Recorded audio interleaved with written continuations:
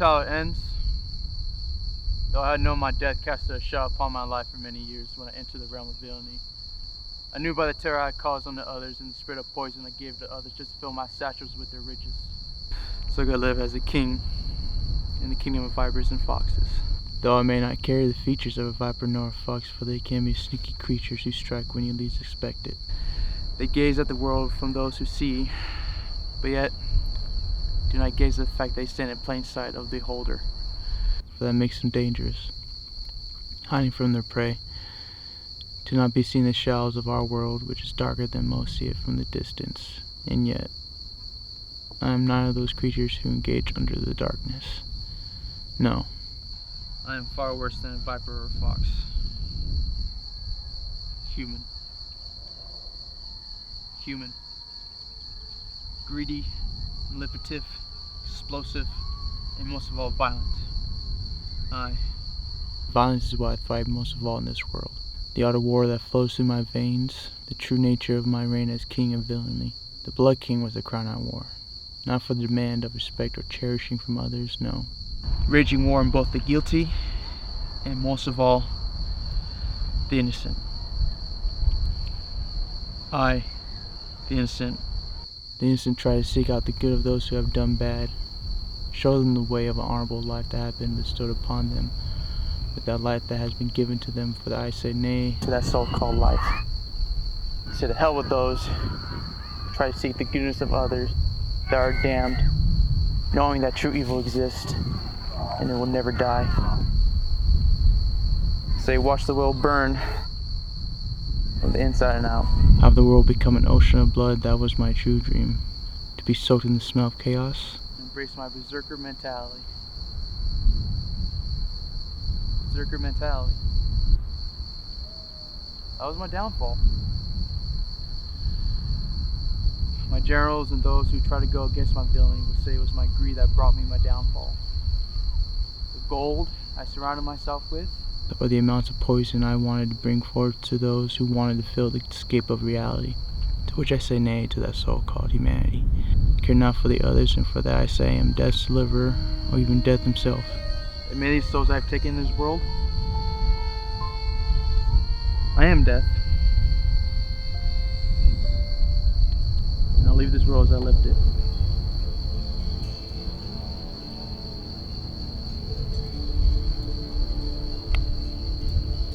In ruins.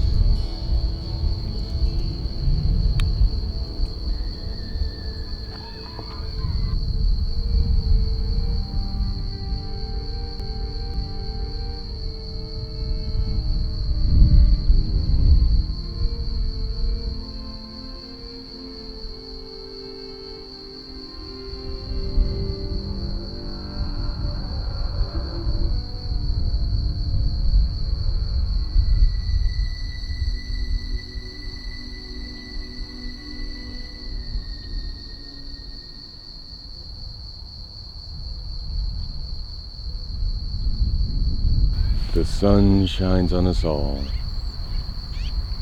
and yet we don't deserve to be this lucky on this day of saints and sinners. Well, mostly sinners. But whom are we to judge? By which they give us most entertaining of death, destruction, and above all else, madness.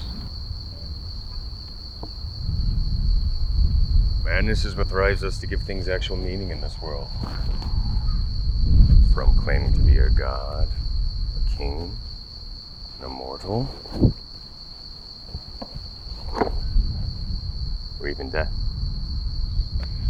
Let us thrive on thought with those four I announced from my breath. God or gods, powerful and above any living thing that walks, talks, and kills in this world of dust and grass. Now what would a god care for such a thing, or doth he care at all?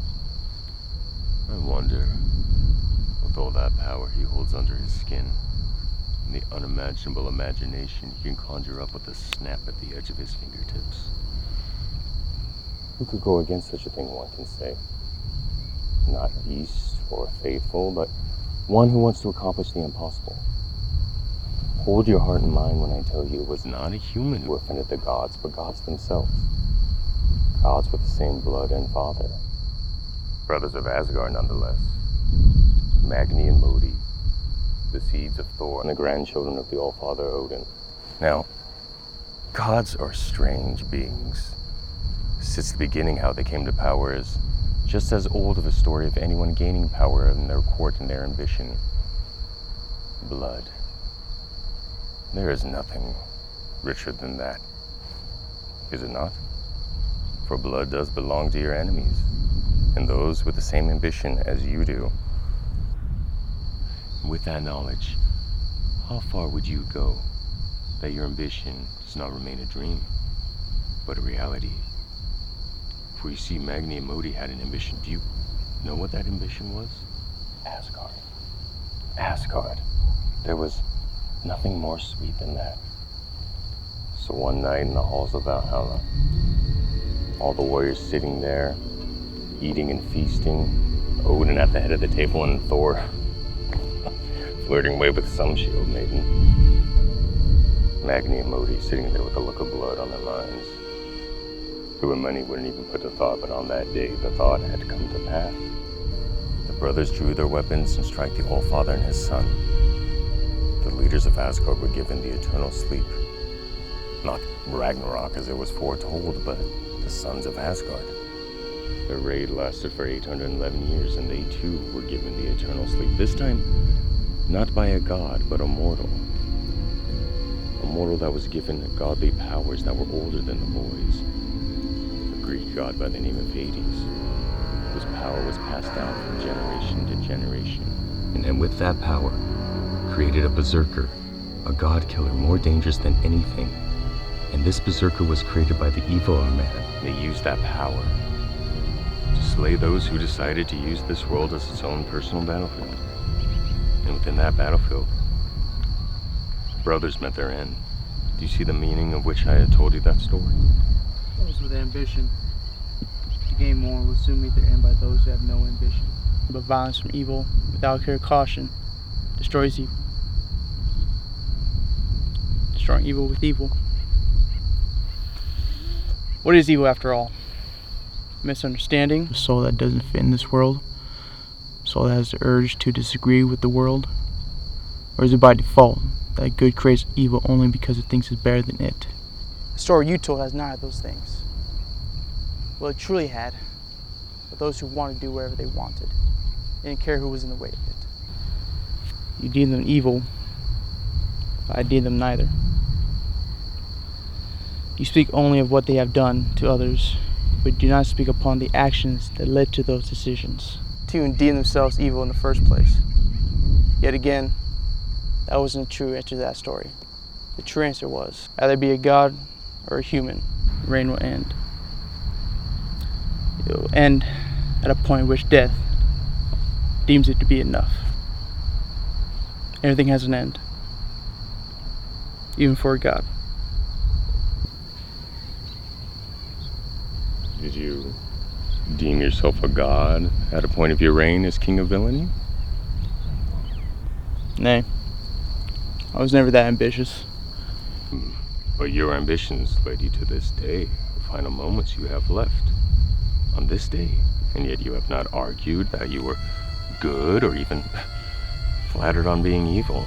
Tell me, what led to the decision on acceptance of being evil? Was it because good made you this way? Was it because you didn't fit in this world? Or was it because you wanted to see the world burn where it stood? Seems like you ventured in my mind of a past I've not thought of over in years. I'm you itself, not the evil people claim to be, but the evil you can't hide from. Destruction in human form. Caused not by choice, but by birth. Who do you know such things? Who do you know that can say that they will not hide the evil they have withheld from men? The brothers of Asgard were never evil but gods. Gods can be neither good nor evil. They're above such things. I never prayed or denied its existence. And I do not deny my end, but I do not wish to know what awaits me.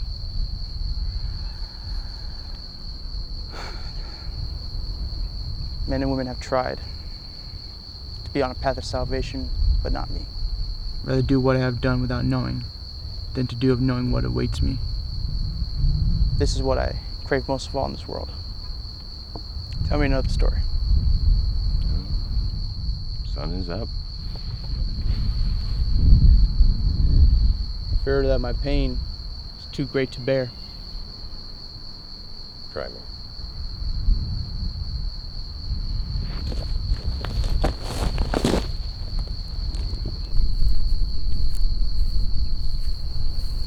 Kings. I will tell you the definition. The male ruler of an independent state, especially one who inherits the position by right of birth. Right of birth? Who really has the right to rule once the seed starts to grow in the belly of a mother? The seed of a king making a ruler. Well, what makes a king a king? Is it his virtues of wisdom? His kindness amongst his rule? Or his dominance to commit cruelty to rule? Why not all the above? Don't those three make a king? With the wisdom of life lessons, losses, and experiences within that mind of his? The kindness to make a kingdom flourish, to be loved and to love all the same. And my favorite, cruelty. There is nothing more sweeter than a king with cruelty. A king must hide that part until he is forced to become what he hates the most, himself. Do not dwell on what I've told you with wisdom, lessons, and experiences, or even the softness of what was foretold what makes a king a king. Set your ears on the cruelty by which is used, not by enforcement, but by entitlement. Entitlement of owning slaves, the pharaohs of Egypt and the Hebrews. Slaves, kings, both born into destiny. Pharaohs built and conquered for thousands of years. Built is a deception on their character. It was the blood, sweat, and tears of slaves that built Egypt. All the pharaohs did was fatten themselves up with wine and meat under their scalps. Conquering was true to their character. Within that conquering, they took what they deemed was a trophy. In their conquest, humans were their trophies. But how you introduce the tale of this cruelty, this pharaoh ends on a tune that doesn't have a happy ending, and yet draws attention to my character.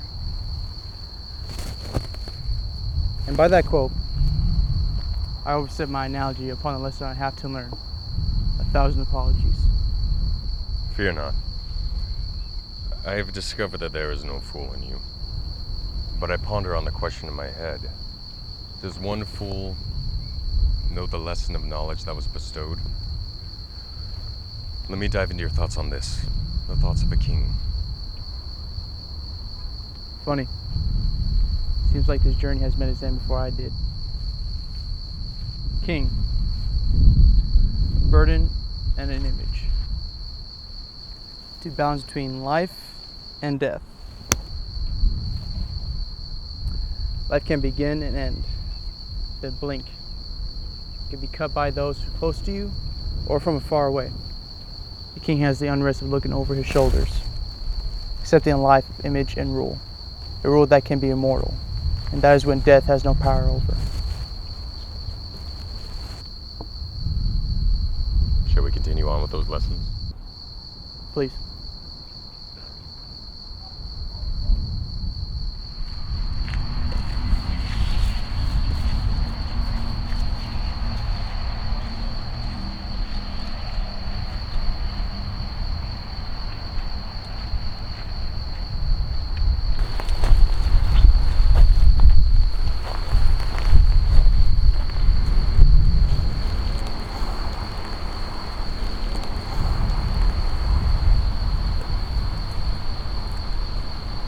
Immortality and death. Immortality conducts one exact meaning: living forever, both amongst the living and also in death. Making a mark just by doing something meaningful or something harmful. Either way, just by doing both, you live forever. Just by the whispers and stories of the life and death of one who hath committed those acts. Acts that will never be forgotten. And trust me, when I speak from all seeing eyes, you will never be forgotten, both in life and by me. Your brutal mind and actions have made a mark on us all. A criminal mind is the most intriguing, especially the acts that are performed by the criminal. Death will never take that away from you. And in the end, you can only blame yourself on how you ended up here. For death 'tis but a guide to the next journey ahead. Can't tell you on where you'll be going, but he can tell you where you take your first step. That is what death really is. My friend, until the end. Right until the end. I like that.